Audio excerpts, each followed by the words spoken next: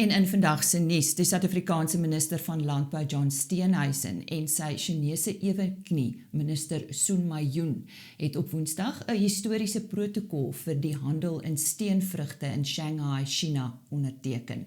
Dit beteken dat Suid-Afrika nou vir die eerste keer 5 soorte steenvrugte na China sal kan uitvoer.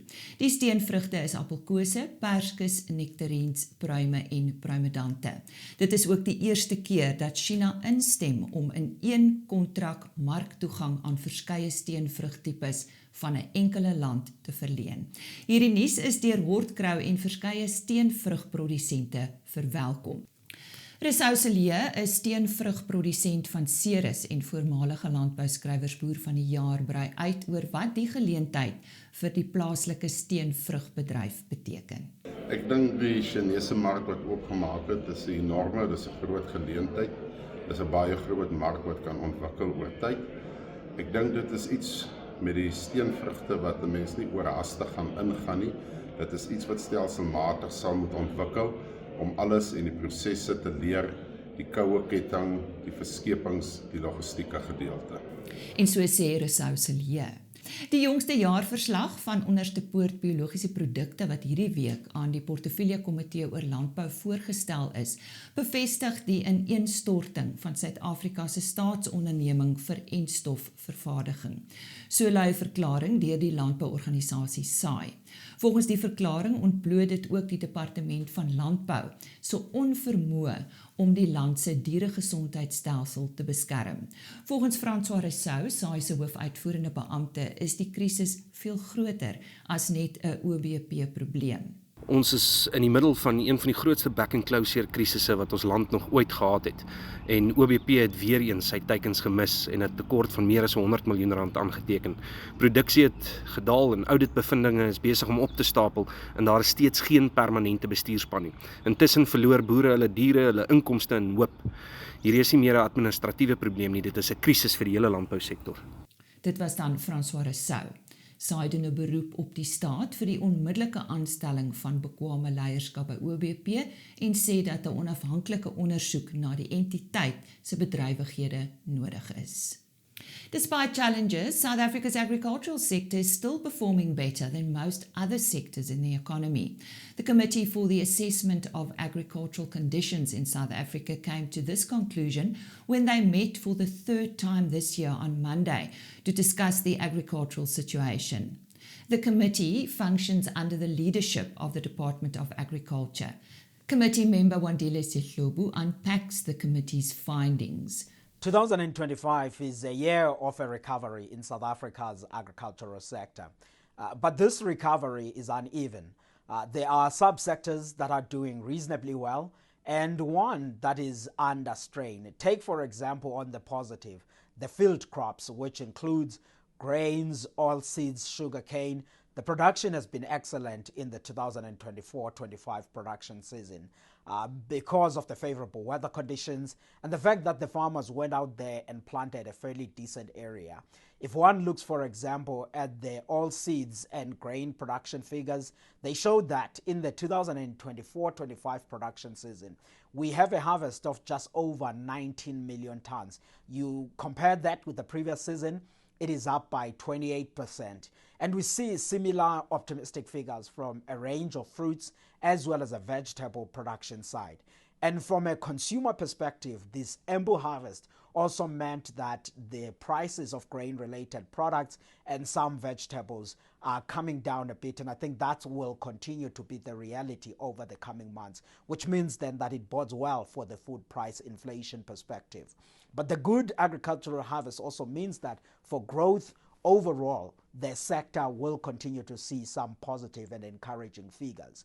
But when you think about some subsectors, such as the livestock industry, that one is under strain. And the big challenge has been the foot and mouth disease, which continues to be an issue, and it's weighing on the profitability of the industry. So when we think about how agriculture performed in 2025, I do think that we have to be careful and not to say all things are rosy in the sector, there is one subsector that is constrained by the animal diseases, which is the red meat industry, mainly the cattle farmers. But still, the positive within them is the fact that the feed prices are fairly affordable. And that was Wandile Sihlobo from AgBiz. Agri-SA se kongres het Willem de Chavannes Vrucht op donderdag in Pretoria as die nuwe voorsitter van hierdie organisasie verkies. De Chavannes Vrucht volg Jaco Minnaar op en bring omvattende ervaring in landbouleierskap, beleidsbeïnvloeding en strategiese bestuur na die organisasie. De Chavannes Vrucht is 'n veeboer van Setlagole in die Noordwes. In sy aanvaardingsboodskap het meneer De Chavannes Vrucht sy verbintenis tot samewerking en innovasie op alle vlakke van die sektor herbevestig. 'n Graad 12 leerder van die Martin Oosthuizen skool op Kakamas is gekies as die begunstigde van 'n Agri-Skills studiebeurs geborg deur Agri-Skills Transfer in samewerking met TLISA. Benny van Zyl, hoofbestuurder van TLISA, en Johan Kreur van Agri-Skills Transfer het die beurs maandag aan die leerling Etienne Swart oorhandig. Die beurs sluit verblyf, studies en lewenskoste in en is deel van 'n inisiatief wat daarop fokus om jong talente in landbou te bevorder. Graad 12 leerlinge was genooi om hul passie en toewyding tot landbou te wys deur middel van 'n motiveringsbrief, 'n kort selfoonvideo en 'n meningsstuk oor hul visie vir die toekoms van landbou. Die Lewende Hawe Registrerende Federasie of LRF het verlede week sy gewilde feesskool by Aldam op 'n hoogtepunt afgesluit, toe verskeie toekennings tydens 'n gala geleentheid gemaak is. Die organisasie se Santam Landbou LRF stoetteler van die jaar is Koos Kooi, 'n bekende beesboer van die Mooirivier omgewing, met Martiens de Jager wat tweede was. Beide is Simmentaler teelers. Die LRF Michael J. Bradfield studiebeurs is aan Danielle Alberts van die Universiteit van Pretoria toegeken. Sy is 'n PhD-student in veeteeling en genetika. Verskeie ander toekennings is ook gemaak, waaronder 'n meriete toekenning vir diens aan die bedryf wat aan die bekende Dokva van Malan oorhandig is. Vanjaar se feesskool is deur meer as 200 afgevaardiges bygewoon en is oor 3 dae aangebied. Last Thursday's violent protest at Fort Hare University, among other things, caused extensive damage to the University of the Eastern Cape's Faculty of Science and Agriculture. According to the department's dean, Professor Linda Sibali, newly renovated laboratories worth more than 10.5 million rand were destroyed in the rioting. Irreplaceable data and well-preserved crop samples were lost. The loss of equipment and years of research at the Pasture Science Department alone is estimated at a further 15 million rand. Although teaching and learning can take place online, there is great uncertainty about how students' practical sessions will be handled and how lost equipment will be replaced. Die Namibiese vleiskorporasie Meatco het maandag aangekondig dat 'n kriminele klag by die Namibiese polisie ingedien is weens ongeruimthede by uitgekontrakteerde voerkraal. Volgens die klagstaat word minstens 400 beeste vermis. Die hoofverdagte is Patrick Liebenberg, Meatco se uitvoerende hoof van lewende hawe verkryging en produksie. Buiten dat Liebenberg blykbaar vee op 'n onregmatige wyse rondgeskuif het, beweer Meatco dat hy die verskuiwings ook op 'n bedrieglike manier aangeteken het om beide die koöperasie en eksterne ouditeure 'n rad voor die oë te draai.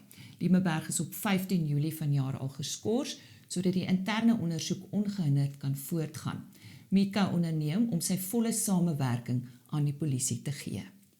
The APSA Top 10 Olive Oil Award winners were announced this week at Mynard's Cathedral Cellar in Paarl.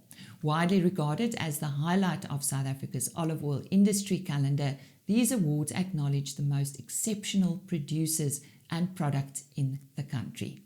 The award winners are Mardou Premium Delicate, the Rustica Delicate, Lions Creek Estates Piqual Extra Virgin Olive Oil, Morgenstern Extra Virgin Olive Oil, Willow Creek Products Estate Blend, Tokara Woolworth Estate EVOO, Babylonstoren, Coratina, Oude Werfkloof, Olive Farms, Piqual, Andante Intenso, and Rio Lago Premium. From one top 10 to another, the F&B Sauvignon Blanc SA Top 10 winners for 2025 was also announced this week. A total of 167 wines by 98 producers were entered into the competition this year. The winners were announced during a lunch held at the Vergelegen Wine Estate on Wednesday. This year's top 10 in alphabetical order are Ataraxia Sauvignon Blanc 2025, Cederberg Wines Ghost Corner Wild Ferment Sauvignon Blanc 2024, Wooded, De Leer Graf Coastal Cuvée Sauvignon Blanc 2025, Grotepos Sauvignon Blanc 2025, Kleine Zaltse Family Reserve Sauvignon Blanc 2023, Wooded, Maastricht Sauvignon Blanc 2025, Mervida Sauvignon Blanc 2025, Riet Valley John B. Sauvignon Blanc 2025, Steenberg Barrel Fermented Sauvignon Blanc 2023, Wooded, and Vrede en Lust Artisan Range Blanc Fumé 2021, also wooded. Ons weerkenner Johan van der Berg verwag koue weer in die winterreënvalstreek. Kom ons hoor wat hy hierdie week te sê het. Ons sien dat daar redelik temperatuurdalings oor veral die winterreënvalgebied gaan voorkom. Hier rondom 21-22 Oktober kan temperature tot naby vriespunt daal, daar in die Heksrivier, Ceres, Oudtshoorn en selfs Oos-Kaapse kant toe Graafry net alhoewel, maar dit lyk nie asof dit so ver noord gaan kom nie en dit lyk ook nie asof daar 'n risiko vir ryp is in die benede Oranje rivier nie. So ja, die winter is nou nog nie verby nie. Hier's 'n klompie reën op pad vir die somerreënvalgebied. Ongelukkig maar net ligte reën vir die winterreënvalgebied. Alhoewel ons sien die tuinroete gedeelte George en die dele kan daarom so 'n bietjie meer reën verwag in die volgende week. Dis dan Johan van der Berg met ons weer nuus. The European agricultural machinery manufacturer Krone has halted all exports to the US due to hidden tariffs allegedly levied on various products.